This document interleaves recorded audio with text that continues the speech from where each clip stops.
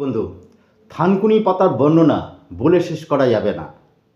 অনেক রুগী আমাদের কাছে আসে পেটের সমস্যা নিয়ে। পেটে গ্যাস, অম্বল, টপাটপ ট্যাবলেট গিলছে, কিন্তু আমরা তাদের বলি 15 দিন একটানা 3টে থানকুনি পাতা খালি পেটে চিবিয়ে খান, তারপরে আসবেন 15 দিন পর। হ্যাঁ, সুতরাং বন্ধুরা, যারা গ্যাস, অম্বল, পেট ফোলা, পেট ফাঁপ যে কোনো সমস্যায় ভুগছেন, তারা প্রতিদিন 3 থেকে 4টি করে পাতা চিবিয়ে খাবেন। তারপরে জল খেন। জল খাওয়ার 15 মিনিট পর তারপর অন্য কিছু খান। দেখুন কি রেজাল্ট আসে।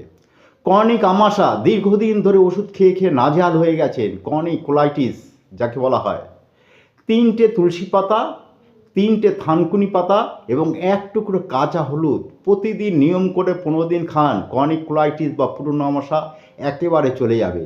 সকলেই ভালো থাকুন। নমস্কার।